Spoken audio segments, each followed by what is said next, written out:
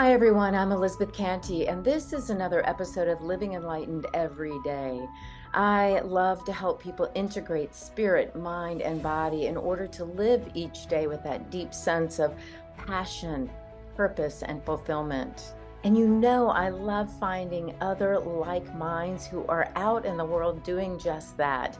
And today I have joining me Simone Milasas. She is a best-selling author, an entrepreneur, and she has quite the story to tell. It begins by being $187,000 in debt and moving into a wonderful, thriving, and diversified life, which includes owning a castle in Italy, why not? An eco retreat in Costa Rica, and she is one of the main advanced facilitators for Access Consciousness. She is also the business development coordinator for Access Consciousness, an international self-realization company. Simone has been instrumental in growing that company into over 175 countries across the globe. Simone also has her own podcast, the Choice, Change, and Action podcast. Stay tuned. It's going to be good.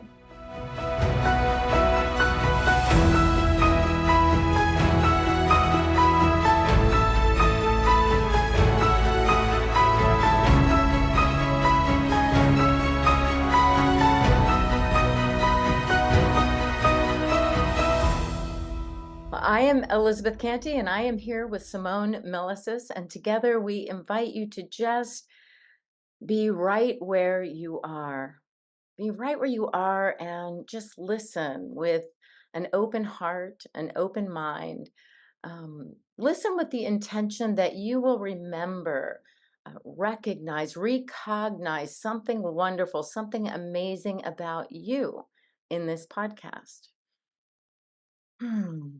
So welcome, Simone. I just have to say I definitely resonate with you because I read that you believe that life is not about ticking boxes, but rather enjoying abundant living and being fully engaged with all of our choices. After my own heart. Yeah, I do. And thank you for having me here, Elizabeth. It's great to be here. Hmm. Yeah, I do. And it's not how I used to be my whole life. I think I was that and then thought, "Oh, nobody else is doing that. I have to be normal. I have to be, and did that phase of my life and now as I get older, I know that's so cliche, but as you get older, I'm like, God, there's so much more ease, like with my choices or relaxation. And I think that's a really, really big aspect of how to be in the world is from that energy of relaxation. Yeah. Oh, I did not expect that coming from you, I'll say. The whole relaxation phase, but people who know me know that about me quite But I also have that thing about me that is, if it's not fun, I'm not doing it. Yeah. And so I really am intrigued by your book. One of your books is entitled Getting Out of Debt Joyfully. And I'm like, wow, there are so many spiritual books on prosperity, on abundance, on supply, and I'm sure I have most of them. I'm sure I've read most of them, but getting out of debt and then joyfully, I mean, that Yeah. is so after my own heart. And like I said, if it's not fun, even if I mean, getting into debt may have been fun. I don't know, you're gonna tell us your story, but if getting out of it can be even just the hint of, like you said, sinking into ourselves and being more of ourselves and being more present to our choices and our decisions, we wanna know. Please tell us about how you went from $187,000 in debt to live Well, this incredible life that you live. yeah. Gosh, there's I feel like my relationship with money has I've been there, done that, like done it all, from even, I didn't grow up poor, but I didn't grow up in a really wealthy family, but my father really wanted to provide for me and he just cared about me so much Mm. and was incredibly kind. But I did that, petulant teenage thing, hands on hips. I don't need your money. I can do everything on my own and really refused to receive from him for a really long time. And I went through that stage of trying to prove that I didn't need money, like, that I could still create a difference in the world. I could still be happy. I could still, like, I had all these, like, judgments, I'm gonna call it, these judgments and these points of view that I don't need money. And I was so living my life from I don't need money, but not from this place of relaxation, as we've mentioned. It was more from, you know, hands on hips, stomping foot, I'll show you sort of energy. And then, I mean, there's so many different scenarios I went through, and I call it these different phases because I definitely lived through that. And then I sort of went, oh, well, this is really not that much joy and not much fun. And at one stage, I had to move back in with my parents because I came home from overseas and I had no money. And I went, okay, that's not much fun. I'd like to create something different. And I went, well, you're going to need money for that, Simone. So then I started to go, okay, what if I could create money and receive money and have it in a different way? But what I noticed, Elizabeth, was I used this justification. I went, well, I will do good things with it. Mm, And for a long time, I lived with that, and I would make money and then had this. I'm going to say I never totally received it because it would come, and as quickly as it would come, I was like, where's this got to go? Like, this has got to go somewhere. And I would never actually receive the money. And a friend of mine, Dr. Dane here, I remember sitting in a car with him one day and I had this money in my hand. It was like cash. And he said to me, when are you going to let that be yours? And I said, what are you talking about? And he said, well, you just earned that money. And he said, but is it yours? Like, have you actually received it? And I looked down at this cash. We're in Europe and it was euro. And I went, God, it's not. And I was literally in my world thinking, what bills do I have to pay? Who do I have to give this to? Who needs this? Like, rather than, hey, this is mine. And I realized that was an energy I hadn't been willing to be. So what I started to do was all these different energies I noticed that showed up with money. I went, okay, what if I could be this with money? And what if I could just receive this? And there was so many things that came up in my world of the judgments of deserving money. Like, and it's crazy. And I really do get that it's so much of it is not ours. We pick it up from everybody around us, whether it's, your family, your culture, your religion, your neighbors, all of that, and all these different points of view about money.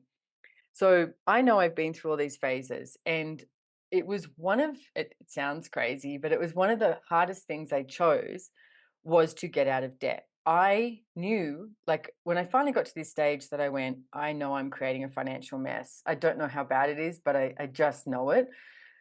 And so one day I made this choice and I went, okay, I'm going to start looking at this. And I worked out how much, bills I had, money I had, everything, and sat down with this big Excel spreadsheet on my own and worked it out. And that's when I realized I was 187,000 Australian dollars in debt. And I sat there for about 10 minutes and I went, oh my God, poured myself a glass of wine and sat there and went, okay, what am I gonna do now? And I did go to freak out. Like, I was sitting on my own with a glass of wine going, well, I could ignore this, I could avoid it. And I literally was having this chat to myself going, well, you've done that your whole life. You've avoided money and you've, ignored it. You've tried to, disdain it. You've done all these different things. And I sat there, Elizabeth, and I went, you know what, Simone, you have to change the script. yeah. You have to change the trajectory of your life because what's driven me a lot is how do we change the world? How do we invite people to a different possibility? And I realized with me struggling, wasn't really inviting people to a different possibility. And so I made that demand of myself that night in my kitchen with that glass of wine going, I'm going to find out what it's like to have money, like just to have money, not to have it as a justification or as an excuse or to help someone out or any of those things. They can be a choice. I want to find out what it's like for me just to have money. And what I do is access consciousness, right? For the last 24 years, travel around the world and do these seminars on access consciousness. And the funny thing was, access has these tools and processes to change any area of your life that you think is not working for you. So I came across access and I was like, oh my goodness, this is amazing. It's like changing so much of my life. But weirdly, the one place I was like, no, I'm not using those tools is with money. And I sat there at this class that Gary Douglas, the founder of Access, and Dr. Dane here were doing, and it was a money class. And I literally could hear in my head going, "Oh, here we go again. They're talking about these tools, using them with, to change your financial reality." I went, "Well, what are you doing? Every other tool I've used, every question I've asked has increased my life. Why would I not use this?" So I made that demand, like I said, of myself, and I looked at these tools and I picked like three, and I went, okay, let's use three tools for 3 months and see what happens and see what changes. And at the end of those 3 months, my financial reality was changing. It's not like I had this abundance of money in the bank account, but I noticed the energy around money had changed.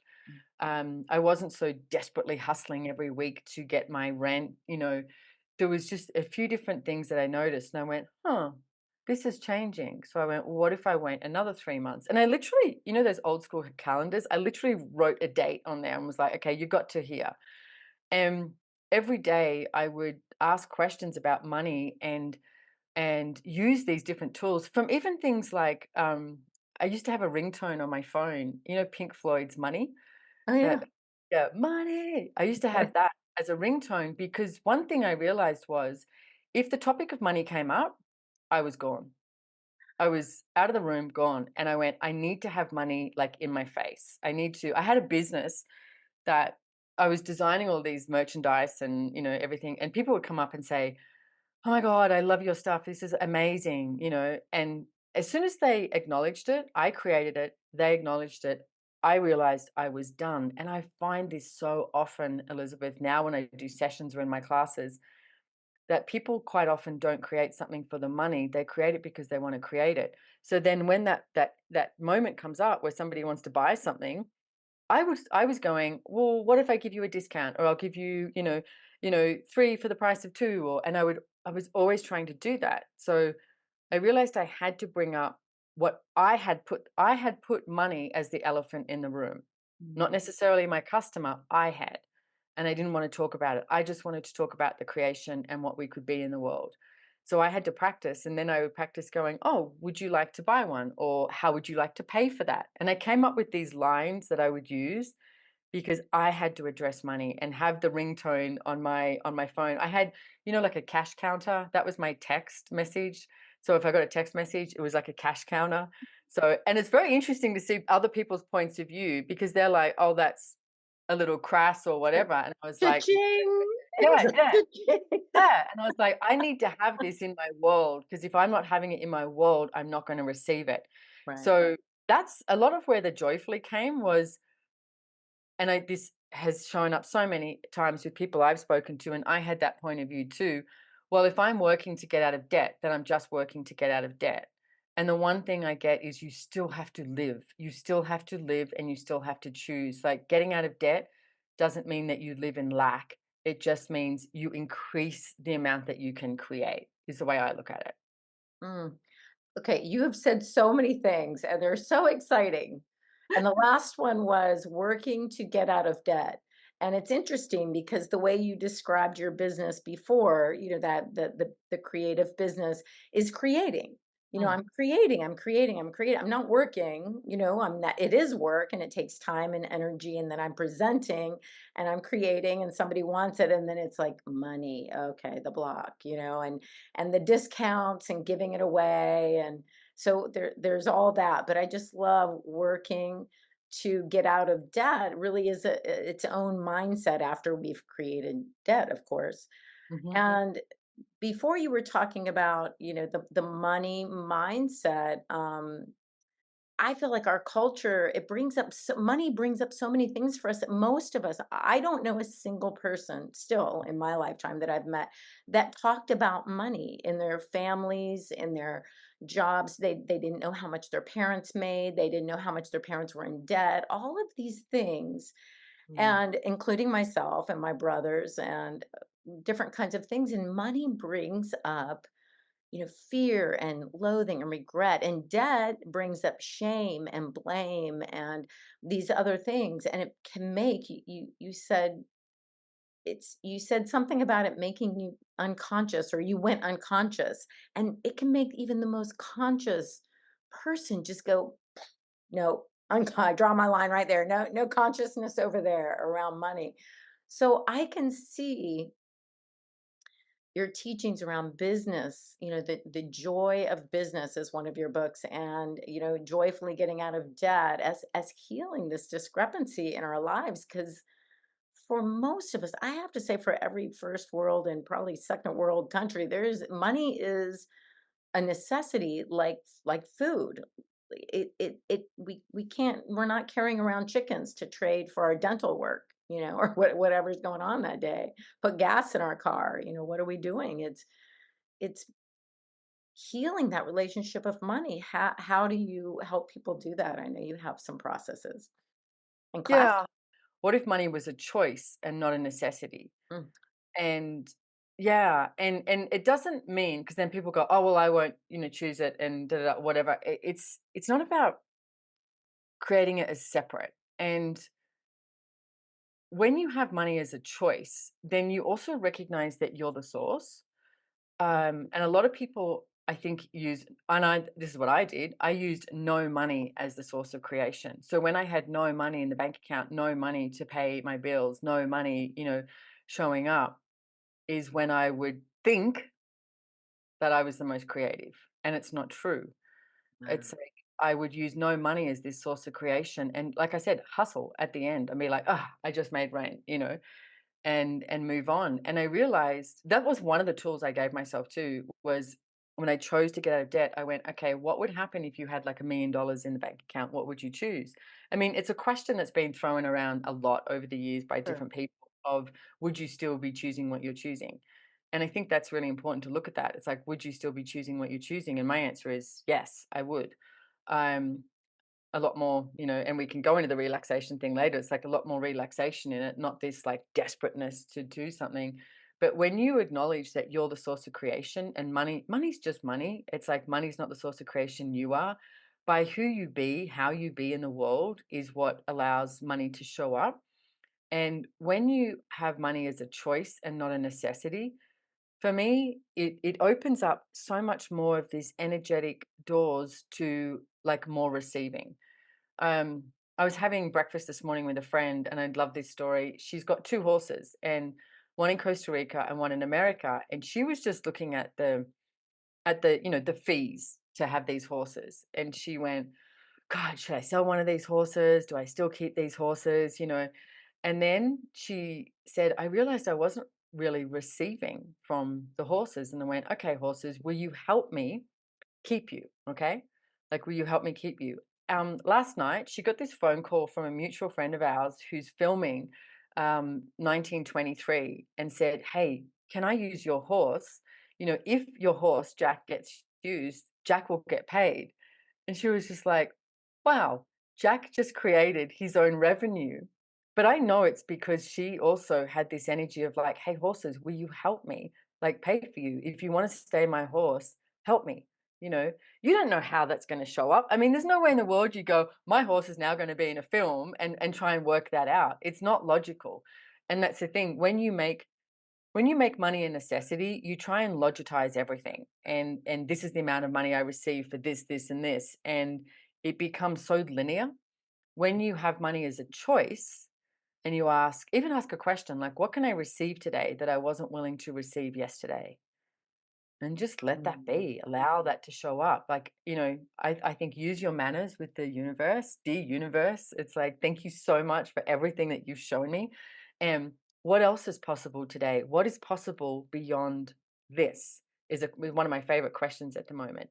And using that and then living your life. And that's the piece that I think is really imperative. It's not sitting around waiting and complaining and moaning. Like you said, Elizabeth, we didn't talk about money. A lot of people didn't talk about that, didn't grow up with it. And what they did grow up with was complaining. yeah. Um, like if someone starts going, "Oh, I got the school kids' fees, the mortgage is due, da da da," this whole thing, I can guarantee you, if there's a room full of people, the next person will almost go into competition with the dire straits that they've decided that they're in. And that's a decision. You decide you're in dire straits, right? You think you are.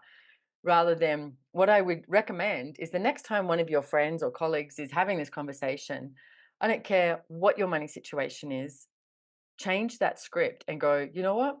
I'm good. Like, if you've got $10 in your wallet or $10 in your bank account or 10,000,000, it doesn't matter, it's not relevant, the amount. Just be like, "I'm good. I'm actually really happy, and I'm asking for more revenue streams to show up, and I'm asking for more money to show up, and, you know, what I'm asking for that spark of joy. Let's find that." And change the energy, because the energy that you be, literally allows more to show up. It really does. It's gold is what that is. Yes. Well, I heard that that creative energy with the horses in that situation changed from that idea of choice of and of creation. Mm.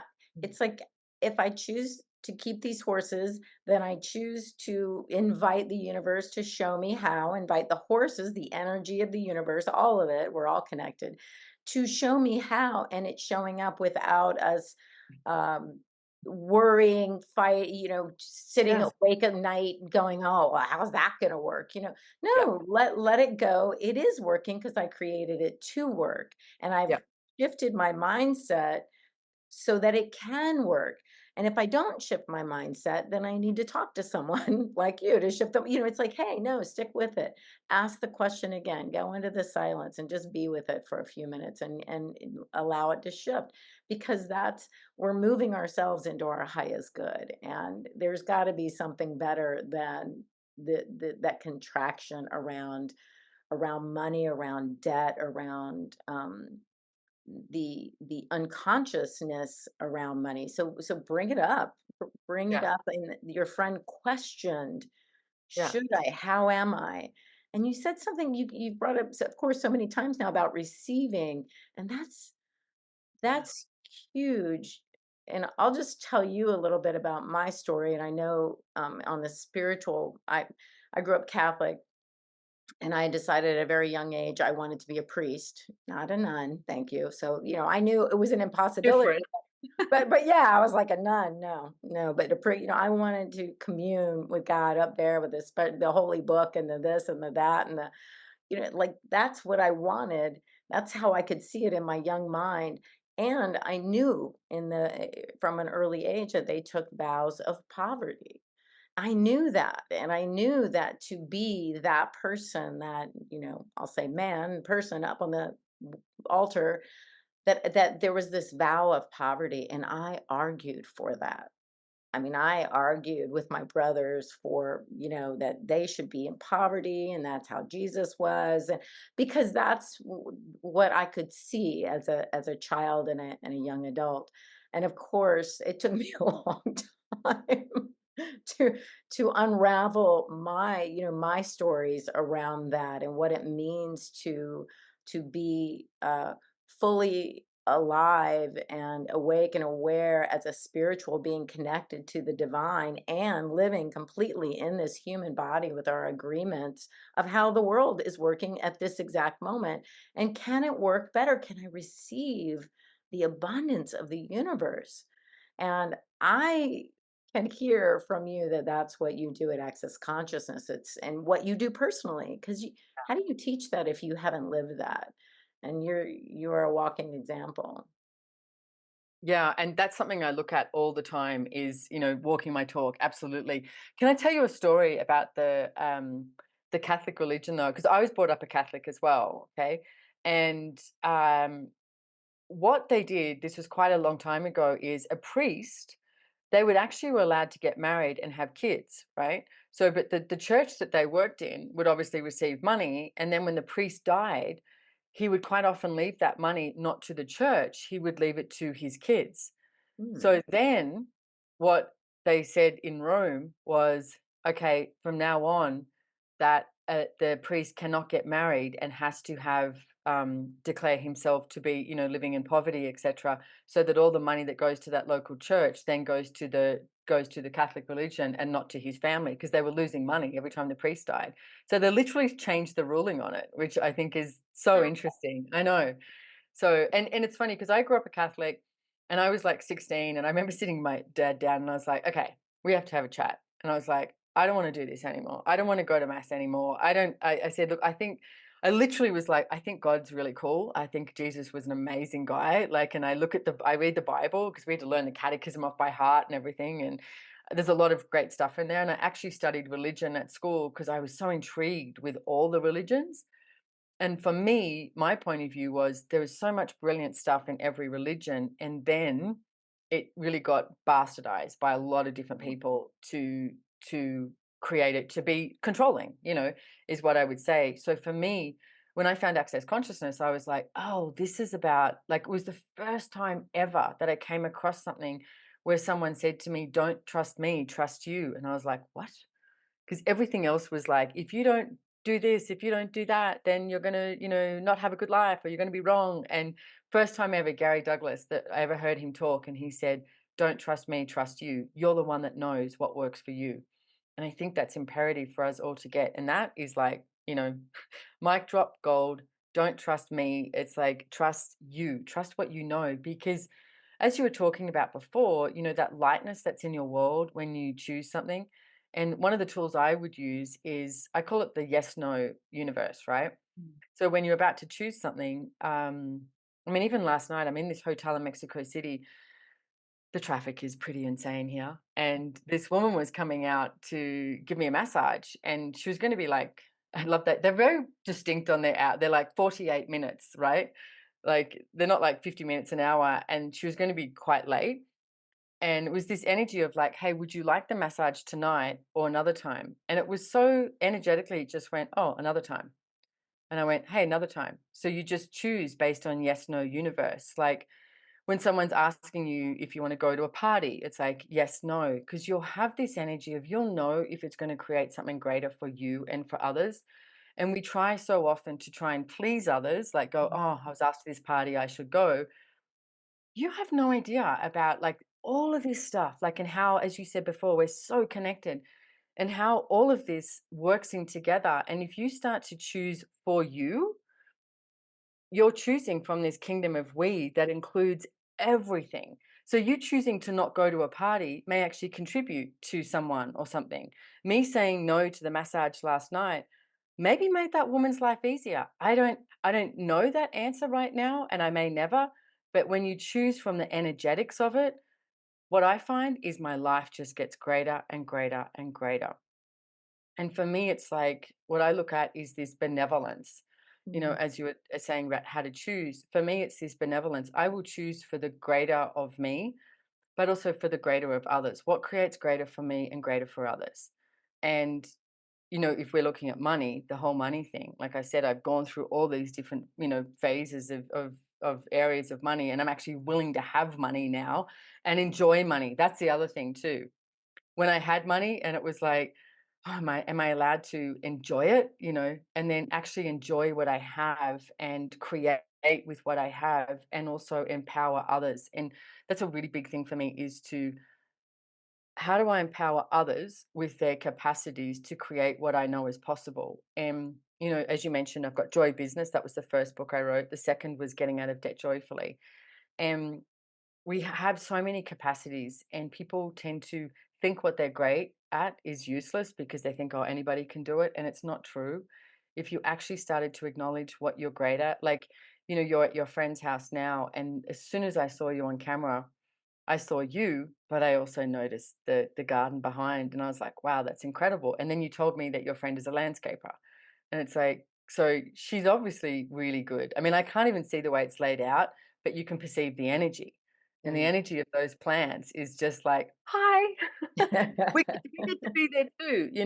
So someone's choosing what they're great at, that capacity. And then from there, where does that go? And for me, that's, if we could all have that, acknowledge what we're great at and choose that and not judge it, because so many of us will judge, like, oh, this is too easy, or life is too easy, or the money showed up too easy. Who cares? What if it all could show up with absolute ease and joy? You said two things. One, what we're great at, and I'll just add a little qualifier only because sometimes we don't feel that we're great at it, and maybe we haven't done enough of it to qualify, quote, as great. That would be in someone else's eyes.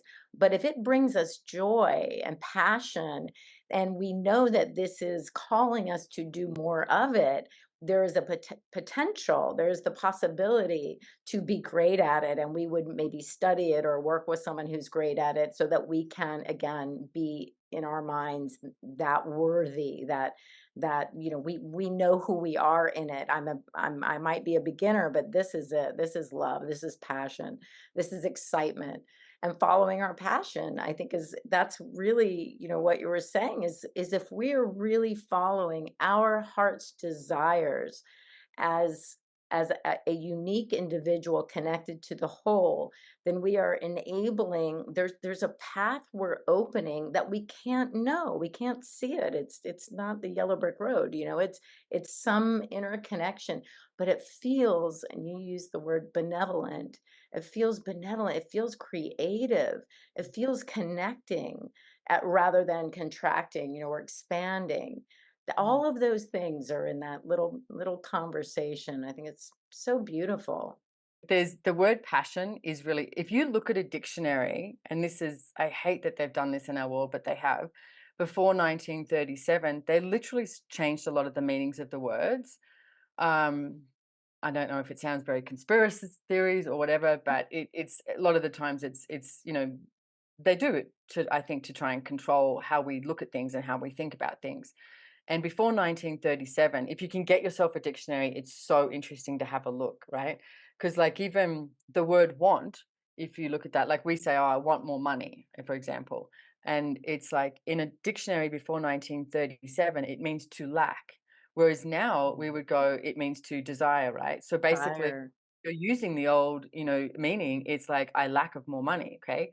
Mm. Now, the old meaning of the word passion literally means to die on a cross, because Jesus Christ died on the cross, and that he was his passion, right? So then what I looked at when I found out about this, I was like, "Oh, okay." So because we do, so many of us talk about this passion that we have, and it's like that drive, and it's the energy that we're aware of, like, that. And for me, I started to use more of those words that were that for me, joy has no judgment. For me, gratitude, it's like when you have gratitude, there's no judgment there.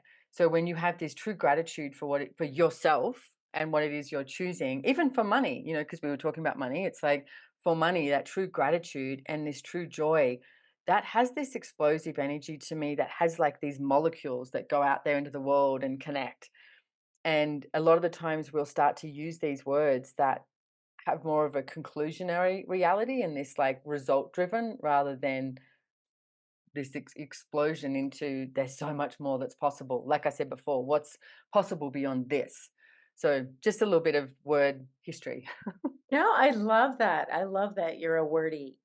Like, I can tell you I haven't looked in a dictionary in a very long time, but I love, and I forgot who it is now. I did several talks not that long ago. That's how my memory works. Not very well, but the original phrasing that I use, and it resonates with me, is "follow your bliss." Mhm. But the interesting thing about bliss is that in a spiritual context, people think it's like ecstasy. It's like you're out of your mind, you're oming somewhere and you're blissed out and you're not functioning. And it's like, for me, that isn't it either. So again, finding the words that really resonate with what we mean to the best of our abilities with whoever we're speaking with. Because for me, bliss is the or excitement or joy is the lack of restriction. It's me being fully me without constraint, without my own, my own contraction, my own restrictions, my own thoughts of lack or limitation. And and so it's not something unusual or hard to get to. It's who I am without any limitation of my own limitations or ideas. And that again is sort of what I got when you were saying making choices for ourselves, knowing how creative we are. And there's an unrestricted quality about that. And I get that with joy, absolutely. That's why I loved your titles, the joy. I'm all about the joy. I like the way you said that too, unrestricted, because that's what it, yeah, follow your bliss. Yeah, unrestricted. Unrestricted, just joy. Yeah. Yeah. Well, so my book is called Living Enlightened, The Joy of Integrating Spirit, Mind, and Body. So I'm all about the joy. You know, I had a conversation with this friend of mine the other day, and he is so funny. He's become a friend of mine in the past 18 months, and I actually met him on a business level, and he said, "Hey, I think you're really interesting. Can we?" He said, "We can keep it very professional." He said, "Or can we meet for coffee and cake?" And I said, "Sure," because I think he's really interesting too. But he was telling me about how every year he goes through his phone and sort of looks around, like at his friends, and goes, "Do they bring me joy?" And he said, "And if they don't bring me joy, I'm like, yeah, I don't need to hang out with this person anymore." And it was so pragmatic. I couldn't stop laughing because I was like, God, hardly anyone has the courage to do that. People will hang on to people who are, toxic, or because they've been around for 10 or 20 years, or, and you think that you have to. And he really opened a door for me. And I went, oh, you don't actually have to do that. And it's not from this resistance or rejection, it's just from choice. As from, why would I go and hang out with this person when it's not really bringing me joy? And I'm looking to be the best person I can be today, like better than I was yesterday. Mm. So what allows me to be that? And I was like, God, that's brilliant. So I've made the cut for his new friends, by the way. So I Well, that's thought, a good end to that story. Okay. I'm glad you told us that. No, that's yeah, I love that. You talked about something in the beginning, and it's as we get older, it becomes easier and easier to make those distinctions and those decisions. yeah, Whereas I can say in my youth, and there's something even more now with social media and all these things. It's like, how many likes do I have? How many friends do I have? It's something, but I didn't grow up with that, so I don't care as much. But I me can either. Yeah, yeah, so I can kind of see it though in this generation of they're going to have to find their way through that, hopefully with the help of their elders, who we went through it on a much different level, a very different scale, just with the people around us. But your friend sounds like he's able to discern, that quality of life, keeping it joyful. And yeah. now that you say that, how else would we be in joy every single day and live our life? And I use the phrase love our life and live our passion. I might have to change, but I don't mean dying on the cross, okay, people. I just mean our excitement. But it's like then to really take a look at the structures in our life, to take a look at the family group, the friend group, the work atmosphere, the play atmosphere. Is it, because even if it served its purpose then, is it serving us now? Yeah, I think it's actually really important, Elizabeth, to look at that too. And I mean, I'm 54 now, so I'm the same. I grew up with no phone. Like I remember when mobile phones came out and they were like a brick, and our family got one and it was so cool. And when phones just made a phone call, that's all they did. And when you went to get gas and the guy at the gas station was filling up your car, it was like there's so much engagement, like this personable energy playing outside in the street, all of that. And I love that I've lived that life, like, and now we are where we are, and I really have no idea where we're heading to, but yeah, we are here now, so how do we be with this today? So, I have looked at a lot of this. I mean, we've spoken about money in this podcast, and I looked at that structure of money, and what I would say too is have a look at, like, this is in one of my classes. I talk about it, the difference between structures and systems, Mm, because when we make a choice and we go, yeah, this works, then we start, and I see so often in business, people create a system and then something works so that they create it as this is the way it is, this doesn't change, right? mm, And what I've been looking at, if everything, it's like, okay, so if you destroy and uncreate all of your structures that you have, what would you choose? What system can you put in place? And the system is about being malleable, that, okay, does this actually work today? And that's in everything. That's in relationships as well. Like, does your relationship work? Does it still work for you? Or are you still choosing it based on it's what you chose yesterday? What if you didn't choose your future based on your yesterday, is what I'm always looking at. And one, I think, is family. And I think that's a really interesting topic. And a lot of people don't have families that are empowering. I grew up with a mother and father who were completely different. Like my father, my whole life, so kind, and was always said to me, Simone, I'm here for you, but you need to choose your life. He was like, I'm here, but you need to choose. And he was always empowering me to choose, and man, did I choose. I like to say I had a colorful life, like, I was pretty wild, and he would always say, "Oh, my daughter Simone, she's so wild, but I'm here." I feel like I've been there, done that. Whereas my mother would say, "I can't believe you're choosing that. That's so embarrassing to me." And she was very mean my whole life. My father's passed away now, my mother's still here, but it took me till my mid-40s to go, I'm not doing this anymore. I'm not trying to get the mother who says she loves me, but actually acts like she hates me and gaslights and everything. I'm not trying to do that. Every time I saw her, I would leave the house and I'd be in tears and I'd be a mess. And I was like, no, I'm not doing this anymore. And to actually break that structure of what I would say is like having to have this family. So I would say 50% of my family, I'm like, guys, you do you, but I'm not there. Like, I'm not gonna that's I don't look at you as that. And the other 50% I think are amazing, and I do hang out with them. And then I've looked at that old saying of like, I have so many beautiful, amazing people in my life all over the world. And, they don't have the same blood running through their veins, but they sort of do because they're so empowering to me to be everything that I can be. And I think there's all these different structures that we put in our life that limit us, and if you can look at each one of those, whether it is relationships, family, business, money, like where in your life are you choosing this structure that's creating a limitation rather than changing it, like really destroying and uncreating everything that is and going, okay, what would actually work for me? And that wasn't an easy thing for me to do in my mid 40s. And I knew it was destroying me by holding this relationship with my mother in place as imperative. And I was like, this is not imperative anymore. I can change this. And it was so freeing to choose that.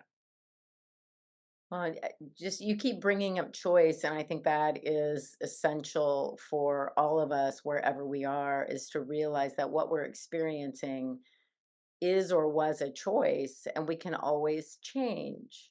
And Yeah. I loved also what you said about, in business putting structure systems in place, because we stumbled upon or we created something that worked, but somewhere that gets locked in. But most of the time, well, I should speak for myself.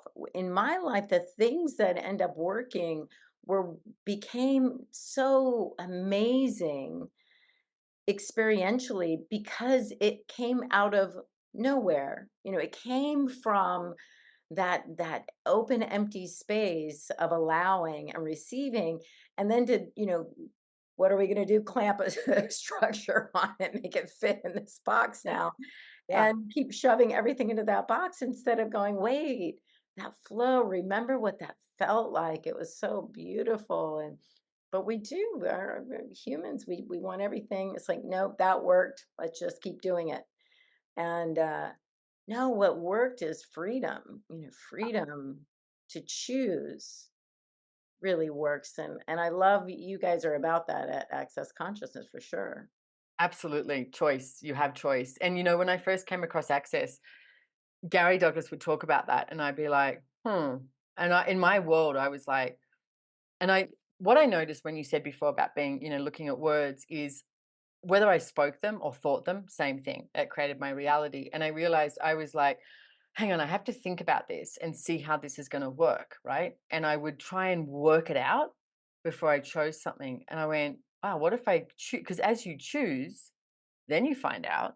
Like if you, I don't know, say this is a drink of something that you're like, does this taste good? And if I sit there and work out, is this going to taste good? And I try and work it out rather than just choosing to take a sip of it and going, yeah, that water tastes epic, or it doesn't. Like choose, choose, choose. And it's not about choosing right. And I think that's really important to get because most people will try and be right rather than be free, as you mentioned. And if you choose, like we've all chosen stuff, and then we go, oh, that wasn't very smart. Okay, I'm going to choose something else. But you have one of our greatest capacities is the ability to choose again. And we Yes. keep thinking, oh, we chose. I mean, if you look at relationships overall, like, how many people choose to be with somebody and then you're allowed to choose again. Like, and I think that's one of the greatest freedoms. And I mean, a lot of people stay in relationships that don't work for them. And I'm, hoping, asking that if you ask a question and really look at, does this actually work? Like my last long-term relationship, we still chat to each other every now and then, and we have mutual friends. But I'm so grateful I'm not with him. It's like my life has just exploded, since that. And it's not from him, it's from Right. my choices afterwards, like what I chose and what I reached for and what I leaned into. Like, okay, what's that possibility? What's that over there? What's that over there? And it was my choice when I was in a relationship that I would make it about that was way more important than me. And I think you can do relationship from making you really important in them, but you also don't have to do everything together or be everything together. And I mean, it's a whole other topic, relationships. But yeah, it's everything. It's like if you just start choosing and choose something different today that you might not have chosen yesterday, you open up so many different doors. Like there's so much more that's possible. You're reminding me from my last relationship, and people who follow this podcast will know that I did a whole series on self-love after that, because it's choosing from self-love, and I've had a lot of personal conversations around that with friends who are going through their experiences, and knowing that I went through a lot on really what is self-love, and how important is it, and it sounds so selfish again with my background. We have these judgments on it. This I should love everyone. I should love first everyone else. I should serve everyone. I should be there for, for the family, for this, for that relationship, for whatever it is, for the systems that I've set up in my life.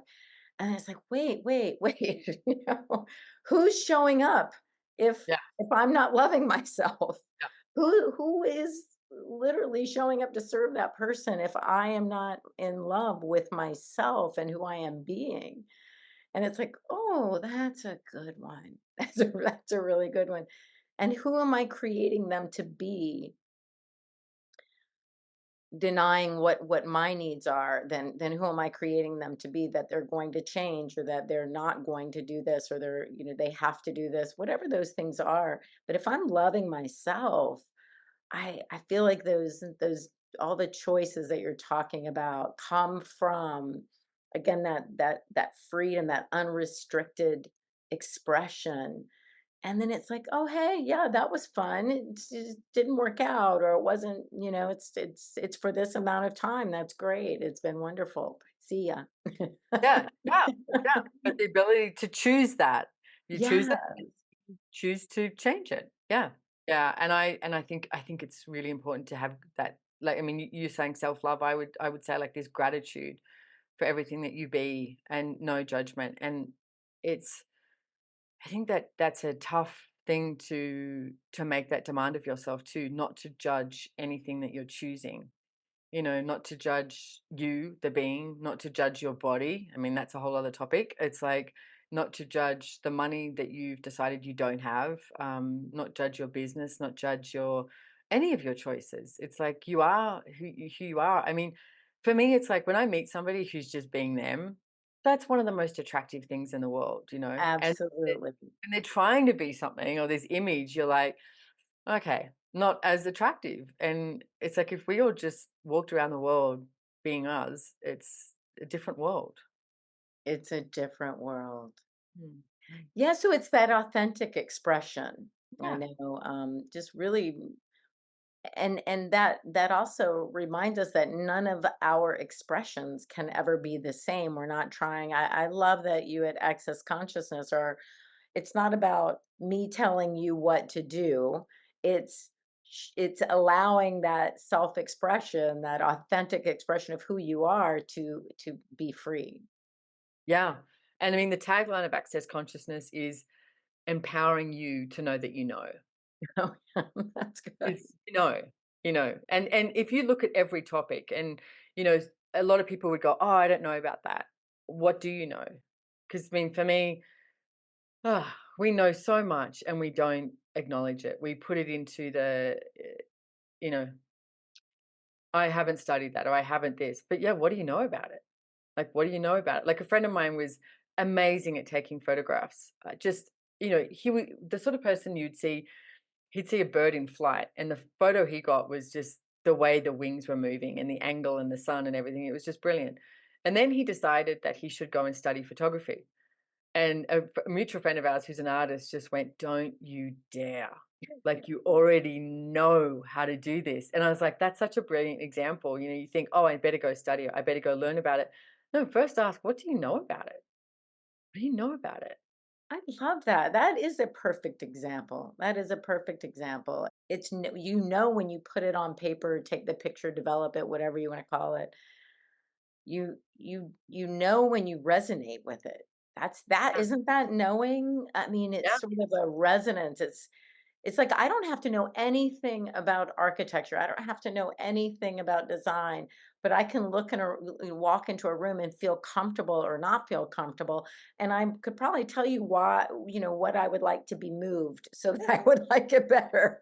I would yeah, like this over there. I would like that, giant black and red painting to be gone, whatever it is that like, I would know, but I wouldn't know some principle of, design or anything like that. I would know what I could know about it. yeah. You know what? That sense that just feels good in your body as well. And so one of the things that we would talk about in Access Consciousness too is you're an infinite being, right? And as an infinite being, as you're telling this in talking about this story, you have the capacity to perceive, right? So you perceive something, you know it, you be like it's your being, you be it, and you receive it.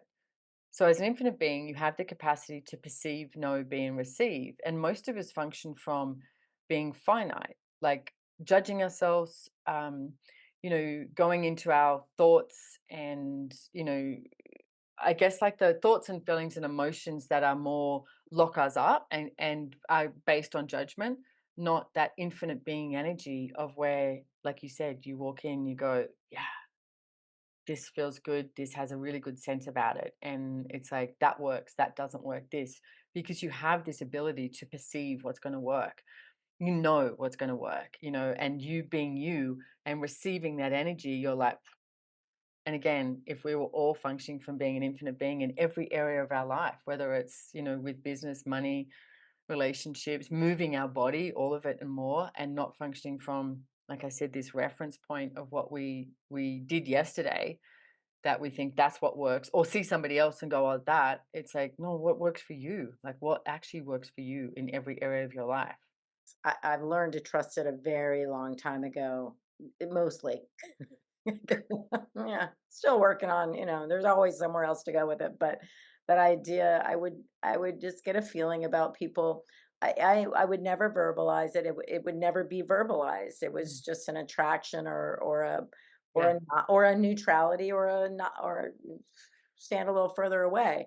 Yeah. And I remember in my friend group, there was a newcomer, and we're very open and accommodating. It's like kids and this and all this stuff. And they would go out and do, wine night or do something. And I was like, no, no, y'all have fun, whatever. And no, no. And they couldn't understand. I never even thought about verbalizing it, but I No. didn't want to be there. And it turned out there was a lot of stuff going on with that person. And they were like, "How did you know?" And I was like, "I didn't know, but I knew." I mean, I Just didn't know you know. what, but I Yeah. knew. I don't that's just but I could never and I would never say it because it isn't a verbalization for me. But that's happened my whole life with situation, events, and circumstances, and it's like people are just like, "I can't believe you're not doing that. You're not going there. You're not, Yeah. spending money on that," or whatever it is. I'm like, "Me either," but here I am. That's brilliant. I I love that. don't know. Yeah, you know. You know. And that's like I said before, trust your knowing. Trust you. It's true And knowing, yeah. know you know you know. Yeah.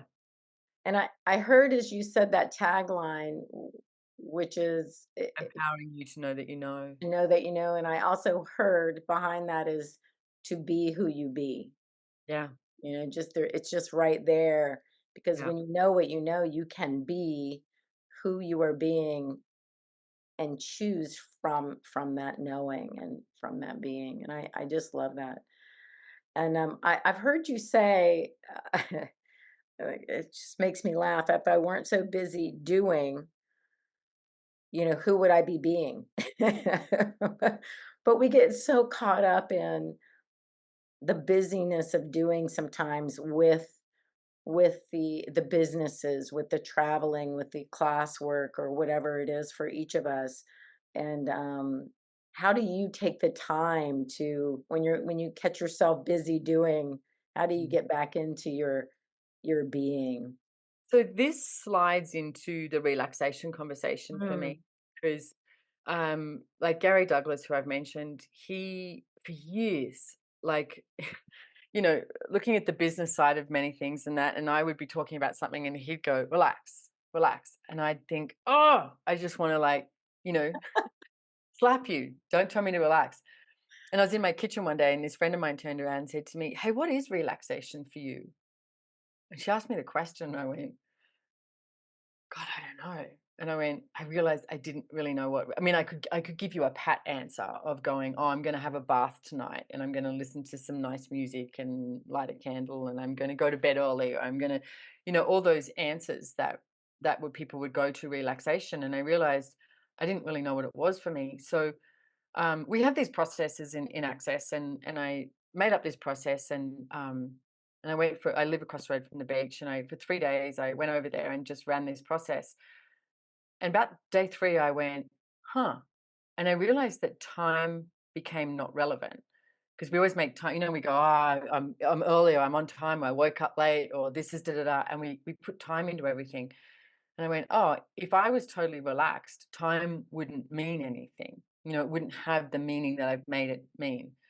And then as that unraveled in my world, I went, oh, then there'd be a lack of judgment. The judgment wouldn't come with it because so often judgment, holds hands with time. And so I went, okay, so relaxation, if it wasn't this timing and it wasn't, because we get so anxious about things, and or frustrated, impatient, all of these different energies that show up. And if we didn't have that, then the judgment wouldn't come with it. Then what would be there? And I went, oh, that's more the energy of relaxation. And as I looked at that, I literally, Elizabeth, could feel like my organs and my molecules go, and I went, okay, body. And I was like, so, and I had some really full on stuff happen with my body in the last couple of years. And I ended up in hospital because I couldn't walk. And, and that's when I went, okay, I need to start looking at this again too with my body because I thought I was choosing from relaxation and choosing from working with my body. And I realized not all the time was I doing that. There was a lot I was choosing in conflict. So I started to ask, what is it like to choose with me and my being totally in communion?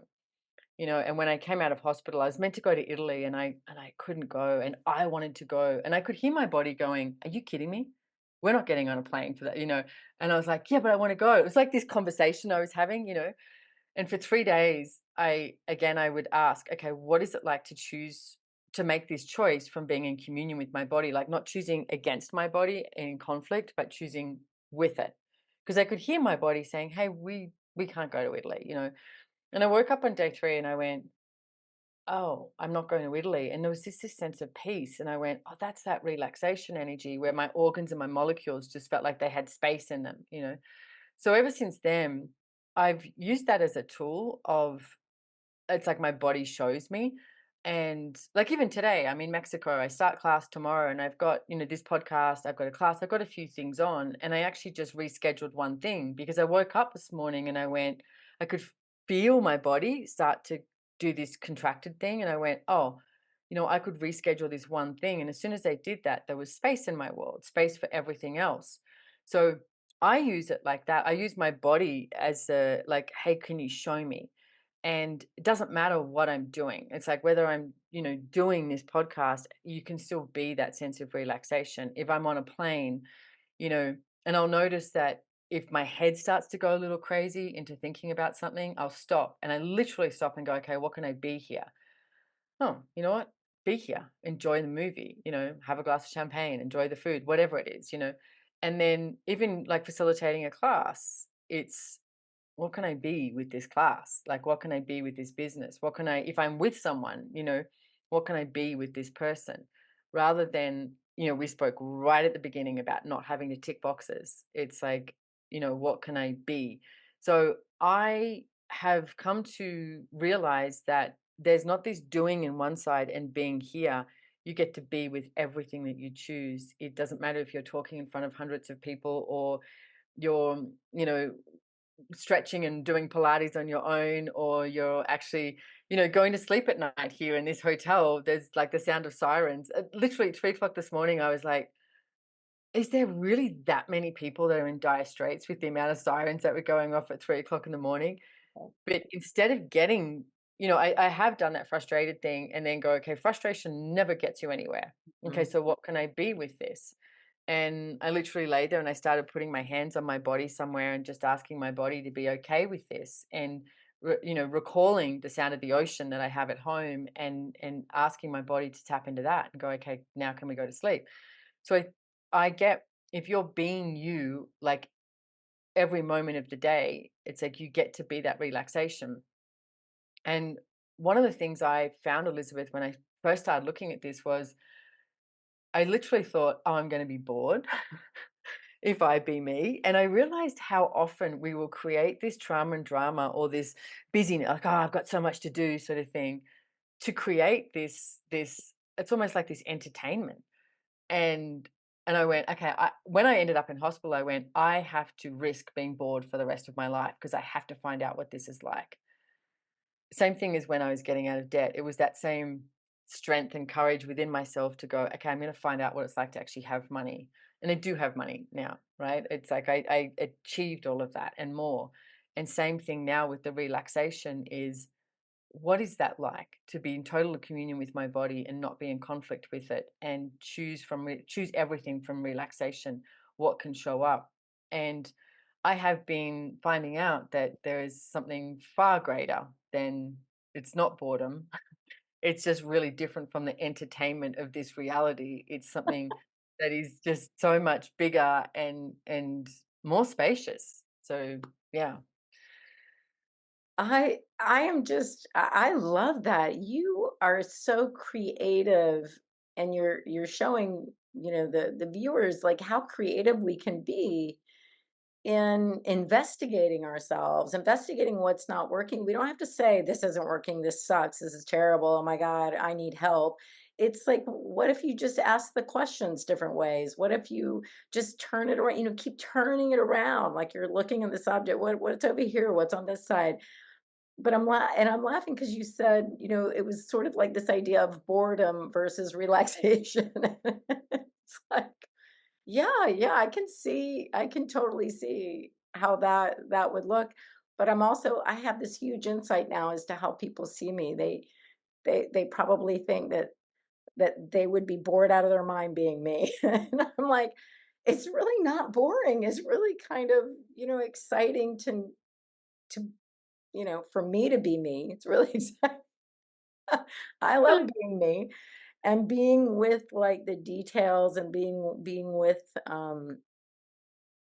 the relaxation. And then when the stories come, when the drama comes, well, I always say that, when the storms come, it's like, oh, I get to watch the storm now. That's fun. And it can be still relaxing. I mean, and I just got to point out that you said, your organs, your body, you could feel it. And I want people to know that they can feel in their body when something is right. When they know something, they'll know it in their body. There's this, Yeah. spirit, mind, and body knowing together, knowing wholeness in that moment.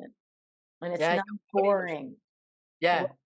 Your body will show you all the time. It's like, and I mean, again, that's a whole other topic. It's like we boss our body around all the time and our body's going, "Hey, hey," like, yeah. So yeah, I agree. There's so much more that's possible. I mean, again, I'm mentioning the nature that you have there, and that's one of the things I've really found with, 2020 was different for everyone, right? And I traveled so much, and all of a sudden I was at home.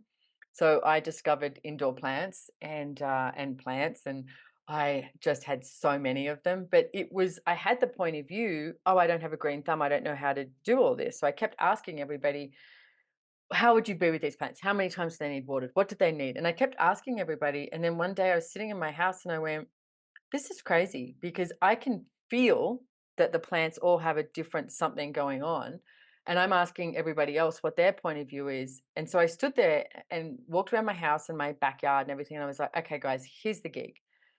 If you want to stay alive, you got to help me help you. Like, tell me when you want to be watered because I get you're different. Because one of them was like guzzling water, the other was like, no, I'm not thirsty.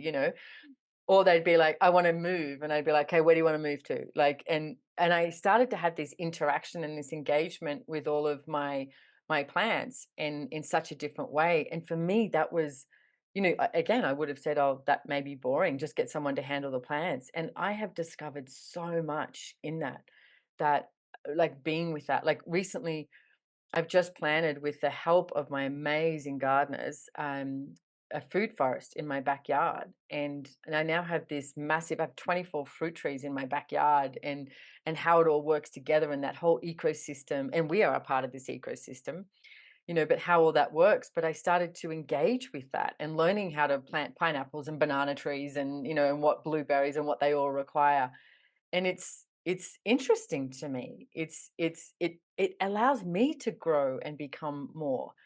And again, I think it's don't avoid anything, like lean into it. If you think you don't know something, ask, what do I know about this? And like I said, I asked the plants to help me, show me. Show me what you require. That's so exciting because you're demonstrating how intuitive we can become as soon as we let go of the idea that we don't know, which is going back to the very beginning of the conversation, and the access consciousness is really allowing for that creative energy that we do know we're all connected. Mm. And it's okay to ask for help, but let's just ask the plants for help. Yeah. Let's go there first. And I have to say that's very creative. It's very intuitive. You just said about asking for help. There's one of my favorite books is called The Boy, the Mole, the Fox, and the Horse. It's actually on, I think it's on Netflix, it's on YouTube, a 30-minute, like, animated, little movie about it, and in this, book, the boy says to the horse, "What's the bravest thing you've ever done?" And the horse says, "I asked for help." Asking for help is not, functioning from lack, it's being brave, and I was like, "God, that's so beautiful." If we all had that more in us and we're willing to, again, let's use the word receive, there'd be a different world. I love how you are contributing to this being a different world, but by being different people, being the people that we know that we can choose to be rather than continuing to be the person that was taught to show up a certain way. Yeah. When we allow ourselves that freedom to express in a new way, to let ourselves out of our own systems, because sometimes we think someone else put up the system. We're like, they did that, they made me do that. It's like, well, if you're still in it, that's you. You know, they might have done something, but now it's if you're still in it, it's you, and only you can change it. And that's very empowering. It's a very empowering message. Well, I didn't get to hear as much as I swear. I just want to know more about your financial tools. And there's a little story behind that, which I'll just allude to, and we won't go on to it. But it's for the first time, my son's at university. He's in his third year, and for the first time, I'm in like credit card debt. Like, I'm just like watching. It's like, wow, that's so interesting. I'm not having as much fun as I did when I wasn't in debt. So, But watching that and knowing for me, again, I have so much. I can't I get to joke about it, let's put it that way. Yeah. And it's the idea of knowing still how much I am connected to where it comes from. All of that still wells up in front of me. And it's like this time there's just this little cash flow issue with 20, 21 year olds. And that's fine too. That's Yeah. fine. It's And how can you use it to your advantage is the first question I would ask, like with the credit card debt. Like, I don't know. I mean, I know in Australia, the credit card that I have, the points I get for, I've been upgraded to flights or brought flight. You know what I mean? Like, is there a way that you can use it to your advantage? And the way you just said it then is perfect too. It's just a cash flow issue at the moment. It doesn't mean there's a lack or a scarcity. It's just a cash flow. Okay, universe, show me what else is possible. How many more revenue streams can I ask for today? I see you guys. I had Dane here on the show, and I'm telling you, you guys come up with like the best questions. And It, I do. I just jot them down. I put them up on the screen. I put them in the notes. It's like, and it is. It's reminding ourselves, yeah, this is what is, and what else yeah, can you show me? yeah, What yeah. else can you And show me, universe? takes practice asking the questions because we're so used to going to a conclusion rather than like, okay, show me what else is possible. Yeah. Yes. And I have been, and it is honestly the relaxation into debt Mm, is the most beautiful thing. And because I use the example of the storm, it's like we can, here in North Florida, we just had Debbie, and she dumped a lot of water on us. And so you can prepare in anxiety, you can prepare in angst, you can prepare in any mode that you want, and you can get what you need to get done, or you can prepare moving fluidly through your space, doing what you need to do with your organs all, happy that yeah. you're relaxed. It's like, Yeah. wow, we get to choose that. Yeah. It's probably one of the most powerful choices we're ever going to make in our lives over and over again to reduce stress and the anxiety that we know is prevalent in our societies. Yeah. Yep. And I think even I love the way you talk about that as a storm. And yes, coming from Florida, you have a lot of those. And but it's like preparing for from awareness too. It's like asking questions. Okay, so do I need to do anything here? Is that where is my energy required? What's required today? Tomorrow it's like what do I need to be prepared for? What do I need to put in place? Like all of those things rather than like you said, the angst and frustration and the panic, it never creates anything greater. Like show me a person who's panicked and it's created something greater. Never. Never. You know. But question will. Question Question will always will. create something greater. Yeah. I mean, Socrates spoke about it, many years ago, the philosopher. He was always like, question everything. And the type of questioning I find, for me, I when we ask questions, which you guys, which you've done this whole interview, these beautiful questions coming out. You've trained yourself to ask these questions that move us into that Mm. expansive I don't know. Yeah. Let's let that be shown to me through me. Yeah. But we can also ask, as I've noticed my whole life is when people say, "Why does this always happen to me? Why do I always get? Why is the traffic so bad? Why?" Things like it's like that's not going to be helpful because the answer will come and it will just piss you off even more because it's because there's too many people. It's because of this, because of that. How does that serve you? How is that? It doesn't again create any more relaxation. But when we open it up to how can I be relaxed in this traffic? How can I be with this situation and feel good? I think we would get the answer. I think we would get turn on your favorite song, call your favorite person. You got 20 minutes. And a question I would ask too with that is, how did I create this? with the, when someone says, "Why does this happen to me? How did I create this?" Because even in traffic, right? If you go, "How did I create this?" You get that hit and you go, "You know what? I knew I should have left 30 minutes earlier." You knew, and you didn't. Okay, so I created sitting in traffic because and then you can laugh about it. Like, what a great question that Gary came up with once I thought was awesome was, "What's so funny about me? I'm not laughing about it." And I was like, so in those moments of like, "Oh my God," dire straits, you're like, "What's so funny about me? I'm not laughing about it. Because what's so funny about this that I'm not laughing about it?" Like the credit card debt. What's so funny about this? You're not laughing about it. Like, it's because if you make it significant, it will be significant. And I'm so thankful that you brought up the relaxation. That's just I have never heard it like that, really relating to our body like that. So thank you You're welcome. for that. Yeah. That's a gem. That's a gem for people listening to be able to relate to their body. And I know you do some of that on your podcasts. Choice, Change, and Action podcast is Yeah. it's I yours, cover and of course many they can different find. topics. Say that again. I cover many different topics, yeah.